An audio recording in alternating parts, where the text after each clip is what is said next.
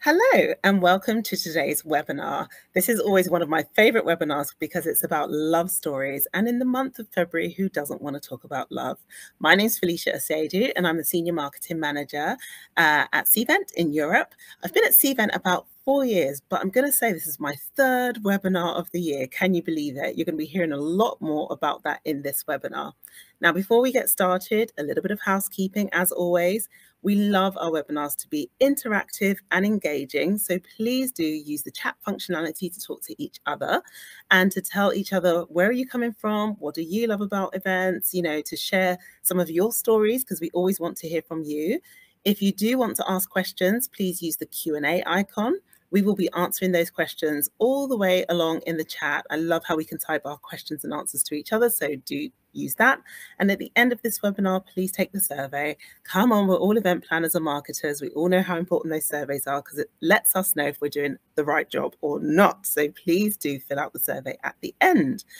Now, as with any of our webinars, it's never me by myself because that is just not that interesting. So I am joined by someone who I think is awesome. She is a marketing communications executive at EVCOM, and she is Amelia Brown. So Amelia, thank you so much for joining me on this webinar. Hello, hi Felicia, lovely to be here. Thank you. So why don't I know all about EVCOM and know what we do together, but why don't you let our audience know a little bit about you and EVCOM and what you do in our partnership? Absolutely. So EVCOM is a membership association and we represent people from the corporate film sector and the corporate events sector, and anything that sort of crosses over between those. They're two sectors that merge a lot. And we put on events for our members, we create opportunities for them, we create resources for them, and we represent them at government level, sort of campaigning for recognition of the events sector and the film sector, stuff that was especially important in the pandemic and in times like that.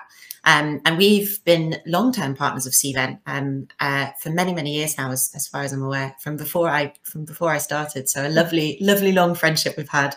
And Cvent help us with all our registration for all our events, and we also use their app for our conference. So we use them across our program, and we've been partnering with them for many years now. Love it. Yeah, definitely before I joined. Like I said, I've been here 4 years and it was before I even joined. So it's been a nice long time. And you mentioned the app for your conference. I was lucky enough to be on a panel at your conference recently. So thanks for inviting me for that. And doing the breakfast roundtable on diversity and inclusion. I just love the passion that comes from EVCOM around those types of topics and why I'm always happy to speak. But why don't you tell our audience a little bit about that conference and what happens at your annual conference? So it's a day program, and it's sort of a packed program of talks, keynotes, panel discussions, workshops, that kind of thing. We kick it off with a senior leaders breakfast, which is invite only, and themed around certain topics. So as Felicia said, this one was around diversity and inclusion. And this year, the overall kind of theme of the conference was creativity and business, because we find that sort of where the corporate film and corporate events, that's the intersection of the film and event side and the corporate side. So we covered lots of different topics, all with a sort of angle of creative approaches too, and creativity in general, but also looking at that business case, because that is such an important part of making events in this space. Yeah. And I think, the fact that you have that cross section of creativity in business, it's so important because that power of human connection, creating stories that people can share in. I remember coming to your awards and, I just sat there watching some of the entries and, you play the videos and I was like, wow, that really gets you moving and thinking about what the people are talking about. So you can't really go into it half-heartedly thinking, oh, it's just a business corporate video. It has to evoke some passion, some love. See where I'm going with this? Because, I think some people would be thinking, what do you mean love stories? We're here doing B2B, but actually we're human at the end of the day. And it's those connections that we're trying to create. So that leads me nicely into why we're doing today's webinar. We are talking about the things we love. We know we've been through some rubbish times and we started doing love stories last year because we were like, yeah, it's been a bit rubbish, but why don't we talk about the things that are great and that we love in our industry? So to do that, we've got a series of videos that we're going to be showing you throughout this webinar, because it's not just about us, it's about what people are loving within this industry. So firstly, you're going to hear from Jamie Vaughan, who's going to tell you what he loves about this industry.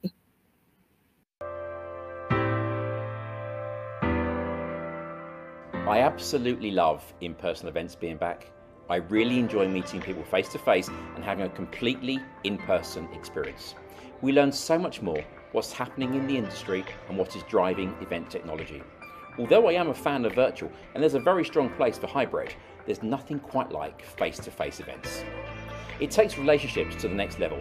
As Vice President of Sales, I can confirm, statistically speaking, it brings me in better results. Also, let's face it, drinking a glass of wine on the couch at home, on my own, after an event, is not quite the same as some of the event parties I've been to.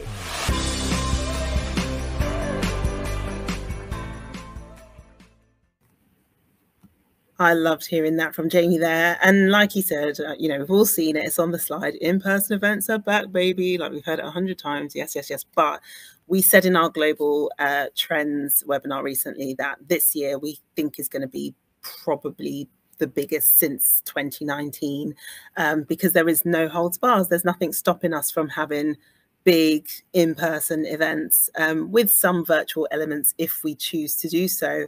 Do you think people are going to choose to keep those virtual elements in their in-person events?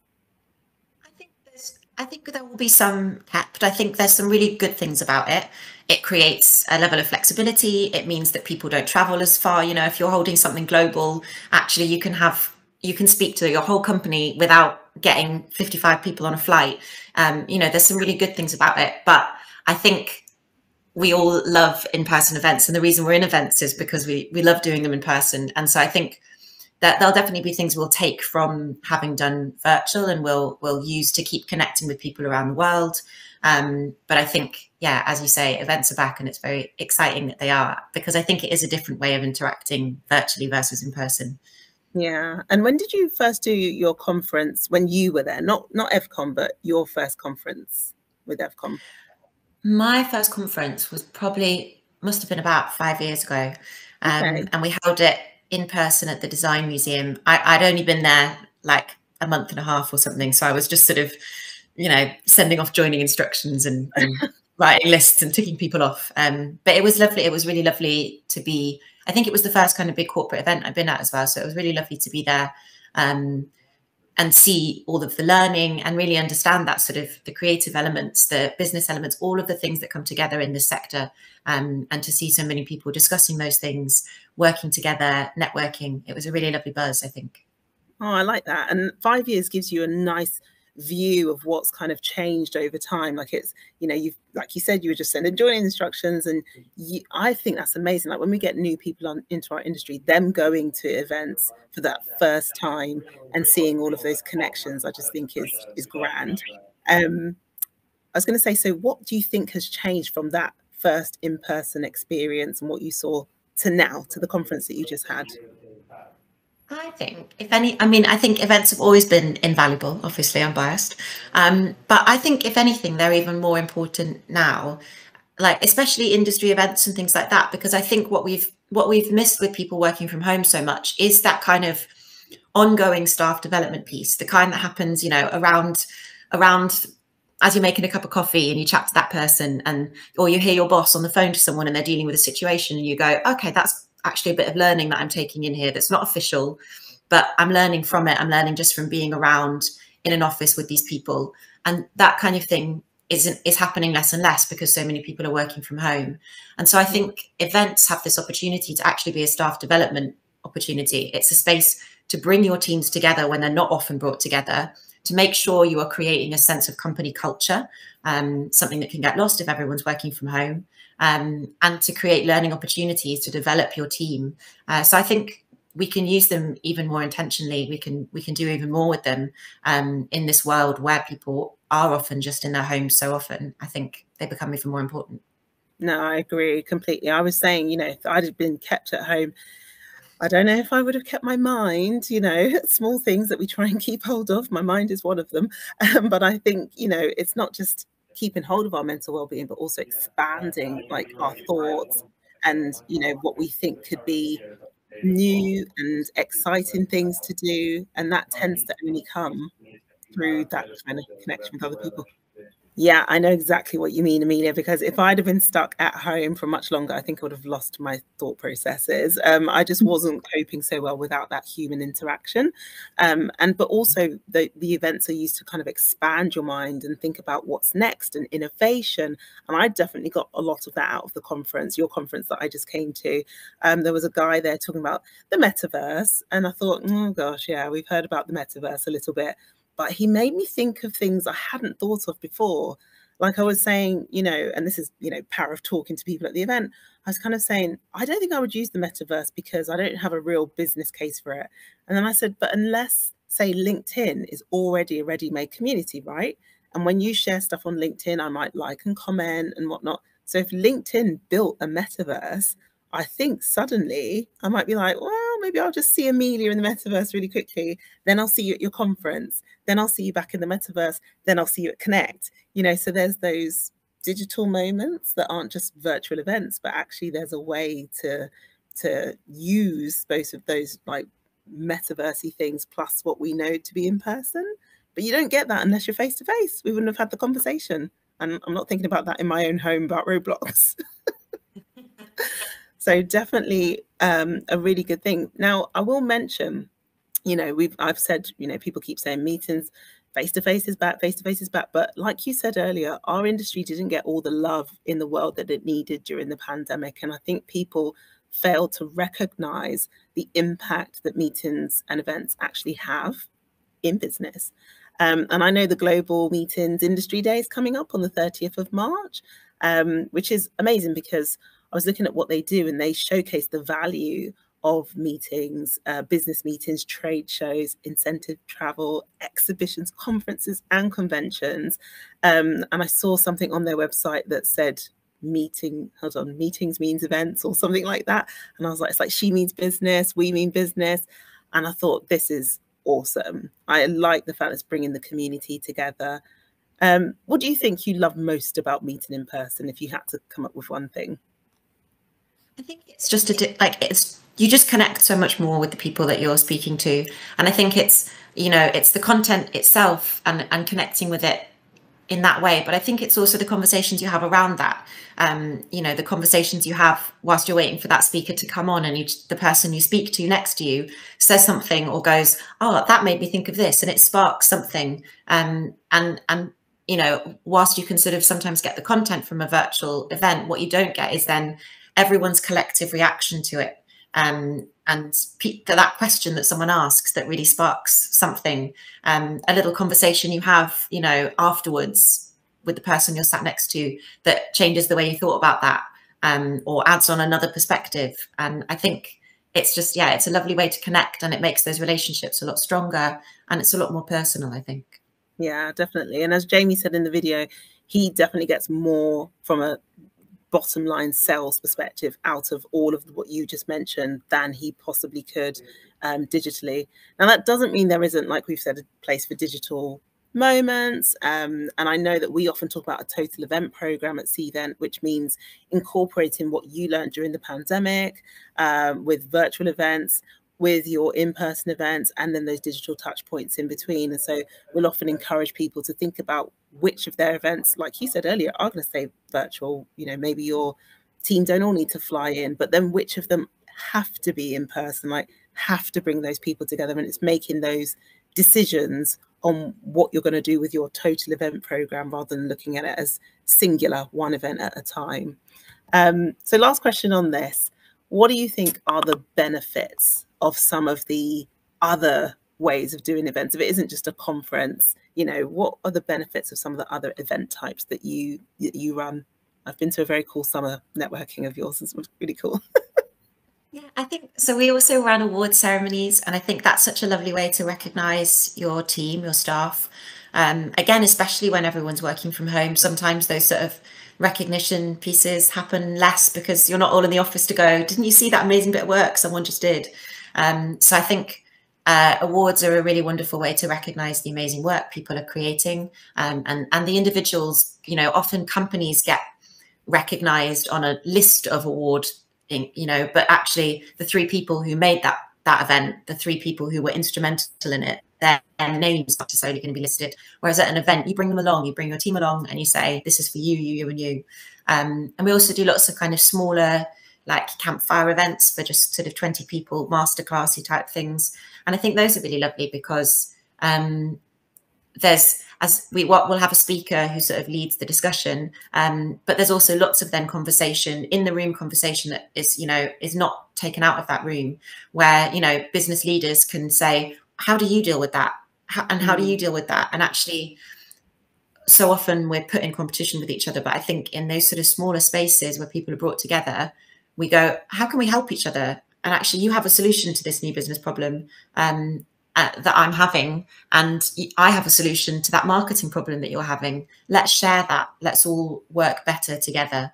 And I think that's really lovely to see people coming together and learning from each other and offering their own learning to effectively their competitors. But, we're all in this together. What a lovely sentiment to end that section on. That's so cool, about working better together and speaking to each other and sharing ideas. Now we're going to hear from Samantha, who is talking about speaking at events.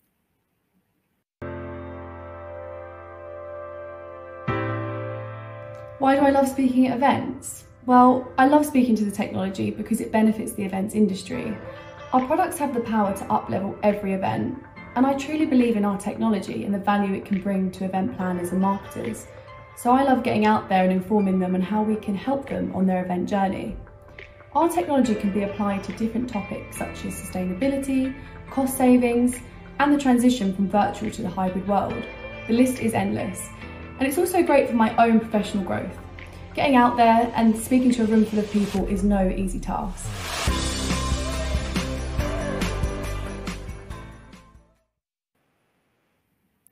I love hearing that from Sam. I give her a lot of ratings because when I first started asking her to speak, she was like, oh, I don't know, not really sure. But she is really coming to her own and she's fantastic at speaking at events now. So thanks, Sam, for that little video. Now, I must say this year, like I said earlier, I've spoken at, I think, 3 webinars, 1 podcast. I delivered a university lecture about a week ago. I've recorded 2 videos and I've been on stage 4 times at different events doing workshops, keynote and a panel at yours.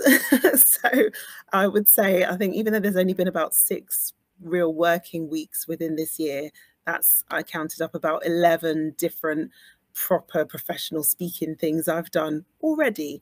Now, if we do the math, that's quite a lot. So I think I might like it too. I think I like speaking at events. But there's definitely something to be said for the power of what I would call that audio visual content. And it's not just, I know you look after a bit of the film industry and that's that audio visual, but having someone share their story, share their passion right in front of you, really coming up with best practices and delivering it and say, I want to give this to you so you can do it too, is so compelling. And I know just after the pandemic, there was this rivalry between, well, are people coming for the content or are they coming to network? Which one is it? And we started to put more networking time into our programs. Now, we're not going to take that away, but I think content still is king. I think, finding the right speakers and having the right topics is super important. I say that because I am a speaker and I love content, but what do you think, Amelia? How do you decide on your content and then how much of that's going to take precedent in your day? I think we definitely had a similar thing of, I think the first conference that we had back just after the sort of that final lockdown, the thing that people said most was, oh, it's so nice to see people again. It's so nice to be able to network with people again. That was the kind of the thing that people sort of were most focused on as attendees.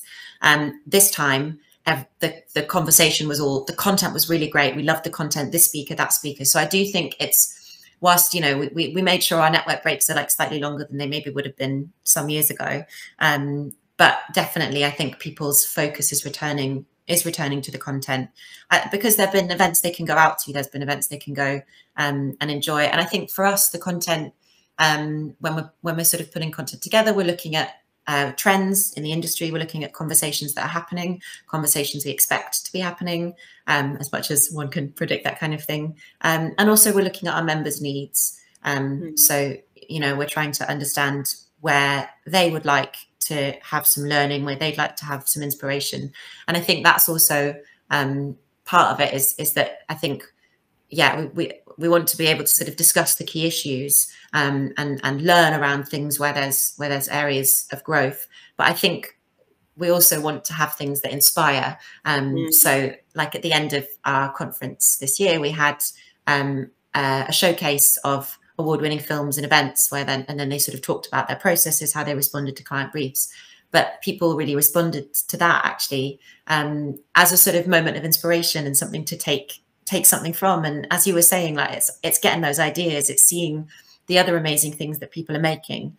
And sometimes in the corporate sector, especially, that's something we don't get. You know, if you're putting on an event for the general public, anyone can come to that. But actually, if you're putting on an event that's just for the staff of HSBC, it might be this wonderful, magical event that no one is allowed to come to apart from the staff of HSBC.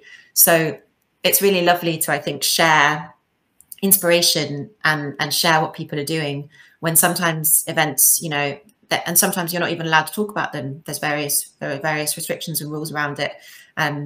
Really exciting stuff that is happening. So it's lovely to be able to sort of share that inspiration as well as the learnings and the sort of tackling of the key issues, all that kind of thing. Yeah, absolutely. And how do you source speakers for that? You know, you've just mentioned quite a few little bits that you're trying to get across. What's your process? It's a real range, I think. For lots of them come from within our membership. So many of them are sort of agency leaders, industry leaders. And so we like to kind of use that expertise. We also look to people who've won our awards ceremonies, as you know, they are the best of the best in our sector. So I think bringing them in to use their expertise is always helpful. And then in the areas where we sort of have where our members maybe aren't able to cover what we'd like to talk about, or where we want more of a keynote approach, it's often kind of speaking to our board, getting contacts from them, using agencies. So Performing Artists is an agency that we sometimes use. I know Diverse Speaker Bureau is a fantastic one. So going out to things like that. And I think actually going to events is really helpful. We had someone who spoke at the conference on sustainability who we'd seen talk at an event called Future Hack that Shelton Fleming run. So I think going to things is often really helpful because you see an amazing, inspiring speaker and you're like, oh, would you come and talk at ours, please? So it's, yeah. I've definitely done that myself before, actually. And I have thought about doing it from your conference too. So excellent. Steal away. Brilliant. Yeah, we have a similar process around Cvent Connect Europe, you know, our largest event of the year. And there are so many sessions. We try to do, you know, more panels. And so you imagine you've got 50 sessions and half of those are panels. Suddenly the number of speakers you need, it really goes up. So we also utilize our employees, actually, and we try to empower people like Sam that you just saw to speak on stage about things that they've become knowledgeable about. And sometimes it's product and it's technology. Sometimes it's, you know, just general, like you say, trends and the marketplace. And sometimes it's passion. And we really encourage our employees to speak about things that they are passionate about. And that means we've been able to uncover people that have something to say on diversity or well-being, because that's what they really are passionate about and want to talk about. So that's been a really good pull for us to empower our employees that way, but also, like you say, going out into the industry and meeting people and making connections. But I love what you said about diversifying the pool. So going to like Diverse Speaker Bureau. And what was the other one you said about performance? Performing Artists are a speaker bureau that we've worked with. One of them, they're one of our members, so we often go to them for advice and recommendations. Nice. Because that does help you to find a wider pool of people than you know. Because obviously people do have that challenge of just picking the same people over and over again. But that helps to widen the pool a little bit. So awesome. Now, I just mentioned diversity and inclusion and, you know, widening the pool. And so we're going to hear from Michael, who's going to speak to us a little about what he loves.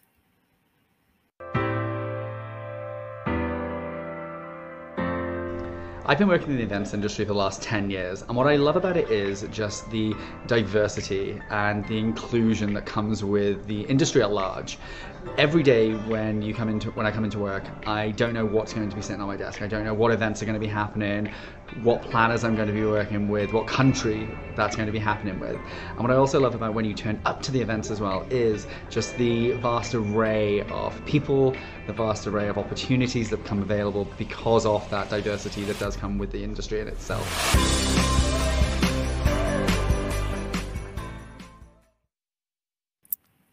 Love it. Now, Michael is one of our best speakers on this topic, and he speaks outside of Cvent as well. I'm glad he's getting paid for it as well. He's so good, and you know, that's just little nod to people: pay your speakers. It's really good to do, but he's fantastic, and I love that he's so passionate about that particular topic. And I know, Amelia, you know, I've been doing workshops recently, and we've been trying to talk to associations about their DEI activities, but I always talk about FCOM literally everywhere I go, and I'm like, you should be like them, because they have this amazing next generation of humans that are just doing fantastic things. So why don't you talk to us about the next gen strategy that you have? Well, so yeah, I think when we were like, we really need to focus more on this, we need to do something about the lack of diversity in this industry. We were struggling to sort of change what was higher up, because I suppose there's a level of experience that's required to be a senior leader, to be on a senior board, etc. And so we were struggling to make much change at that level. So we decided what we needed to really do is engage with young people, engage with people considering our industry, engage with people who have never considered our industry but would be amazing at it, and tell them why they should be part of it. So that sort of is what our next gen program was born out of, and that's had a couple of different kind of prongs, as it were, strands. One of those is shadow board. So we started that about just under 2 years ago, and that is a group of young people. We put out the application for anyone to apply. And so it's a group of people from across film and events. There's a cross section from both, between the ages of 18 to 25. Some of those people are students. Some of those people are in the working world, working across a whole range of things. And we meet with them regularly, and they give us their perspective on the industry, on FCOM, on what we as an association can be doing differently, how we can be reaching young people, how we can be more diverse. And kind of out of that has come out of conversations with them have come lots of the program as it now stands. So we have a resources area on our website that's dedicated to young people, and it's got interviews with sort of people at different levels in the profession, who talk about how they got into it, share their advice, skills. It's got how-to guides, resources, long lists of things.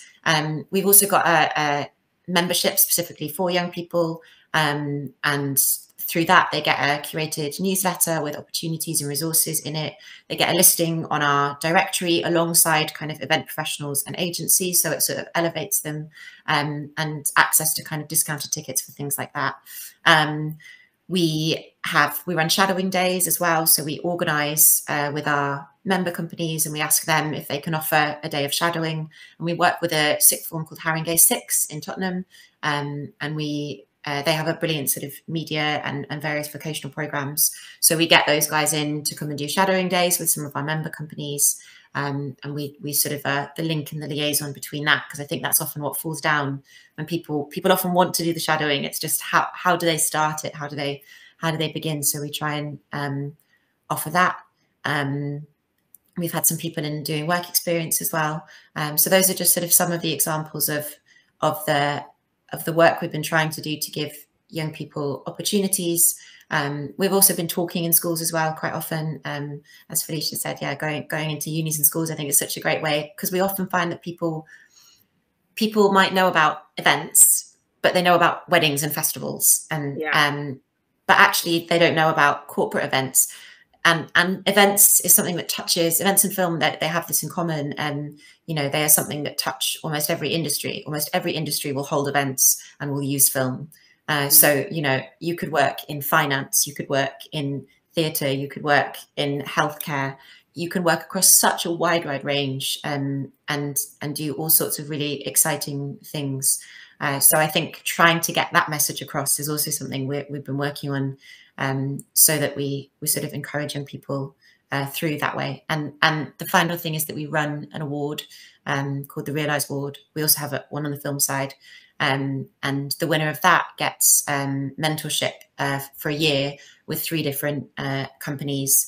And so they get opportunity for sort of shadowing and discussion with people in those companies who are able to help guide them in their journey and in their career.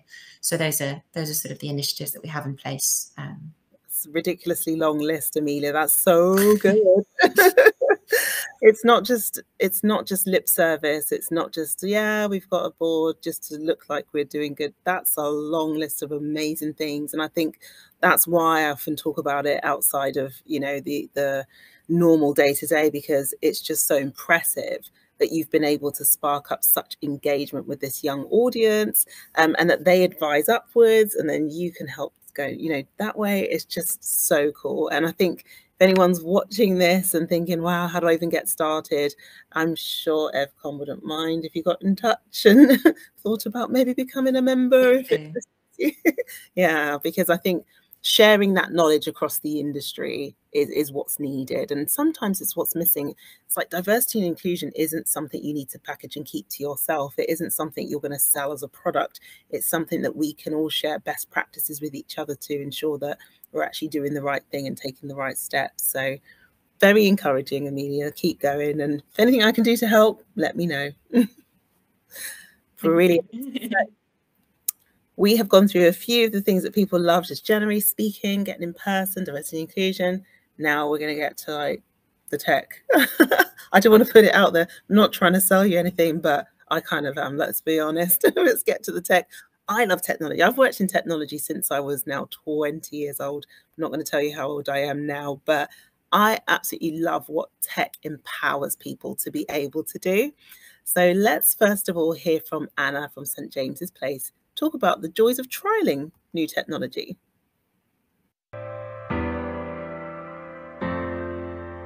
I think we've done nearly 100 events with C-Vent now, and we're just approaching the half-year mark. So we've got C-Vent in September, but we've launched our events in January.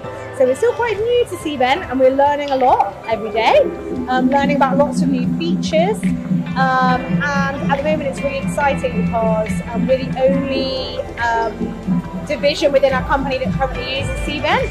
However, other divisions have noticed how good it is and now want to onboard, I think, as well. So that'll be a really exciting journey for us.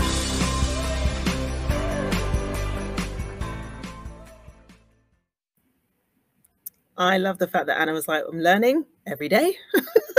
That tells you a little bit about what it's like when you're onboarding technology. You do have stuff to learn every single day. But I also like that she used the word journey. And I think, you know, a lot of us are on and have been on learning journeys when it comes to technology for events. And what kind of skills did you pick up during the pandemic, Amelia, when you were learning about technology during that sort of virtual time? Well, we'd not done a webinar before, and we then decided we would do one a week. So I think there was some quick learning on platforms like Zoom, and then we started using another platform. And so I think there was learning around sort of editing, you know, being the sort of producer in the back end, but you know, from very little, and just bringing all that together, creating graphics as well that could like slightly elevate it. And so I think it was slightly DIY approach to that kind of sort of pandemic webinar tech. Are you still doing them now? We are, but much less regularly. I think we found that people are so busy at the moment that engagement is slightly less on that kind of thing. A lot of people watching the recordings, but I think we've therefore decided it's more a case of doing a bit of sort of recorded content and live events. And we just love the live events, so we're pushing for more of that. But we think there's huge amounts of value in connecting with our members virtually. So we're doing a little bit of both, a little bit of a mix. Nice, exactly. Back to that total event program story we were talking about earlier. I think, you know, I'll say from a C-Vent perspective, we've gone from loads of webinars to not so many, to up and down. Like we're always testing. We're testing what works, what doesn't, and things change all the time. Sometimes people are more engaged and want to interact online, and then they move off and want to come in person. So it has been a bit of a learning journey for us as well.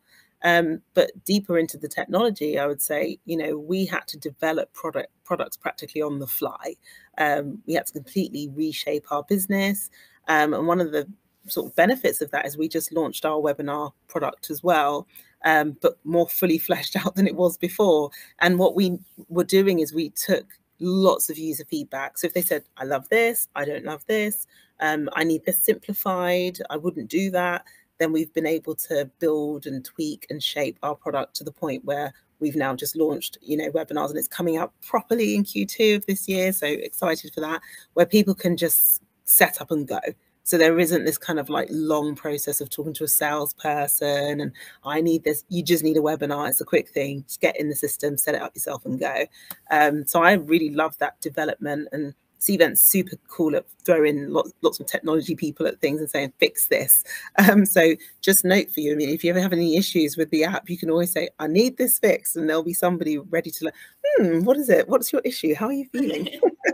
We have all the people who helped us on the app were so great. It's lovely. They talked us through it, and I feel like I've built an app, but I obviously have not. But talked very much through by all the lovely team at Cvent. It was very, very helpful. I love that feeling you have, because that's it. It's like when you use website builders that are easy to use, and you feel like I've made an entire website here. Yeah, and I'm a programmer. Love it. But yeah, I think exploring and trialing new technology, I always encourage it, especially when things are coming back. So there are some virtual bits and pieces that we built during the pandemic, like with the Attendee Hub, that we've brought into the in-person world as well. So upping the engagement touch points that you can have during events using apps. We've really sort of turned up the dial a bit. So we're hoping people take the leap and try new things. Like you said, like I remember going to a morning where I watched Finding Nemo. I watched like the first 5 minutes of Finding Nemo. You're going to be like, what? What they were trying to do is show us how into that film we were going to be because of the first 5 minutes of Finding Nemo. And they were saying using video and film to tell stories that are like, oh, tell me more within just 5 minutes is so appealing, and it just draws you in. So I'm all about trialing new things. Even though we sell technology, I'm like, maybe I can tell you a story of a robot who, lonely, just needed some event technology. Who knows? Do it. I would watch that. I love it. Everyone's looking out, waiting for it. So finally, we're going to hear our final video from Ali from More Global, who's going to wrap us up about what Ali loves about events.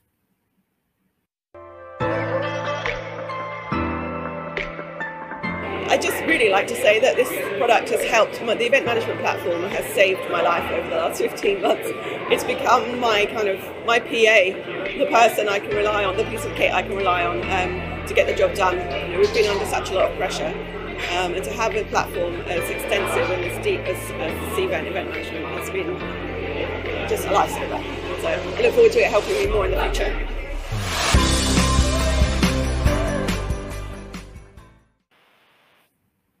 I actually love Ali for saying that. When you grab somebody at an event and you're like, what do you love about Cvent technology? She's like, it saved my life. You're like, thank you.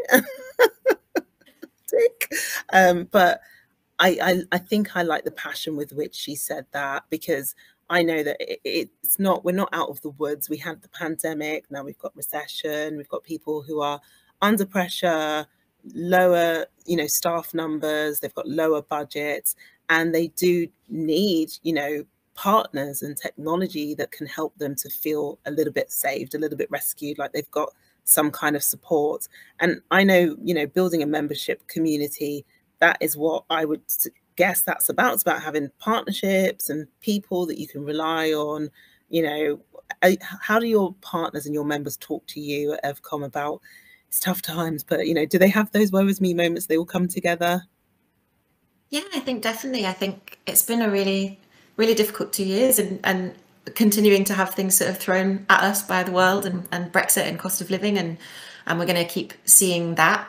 But I think people do feel better when they come together and talk about it. I think often we can feel like, you know, we are the only person having to deal with this. We are the only person feeling this impact of these big things on our business, on you know, on our profession, etc. So I think coming together, sharing both the difficulties and the struggles, but also the successes, the things that actually someone thought of this idea and it's really helped, whether it's helped with well-being or it's helped with structure or it's helped with business, whatever it is. I think, you know, stopping and coming together and remembering, you know, to kind of go back to what we were saying earlier, remembering that we are this one industry.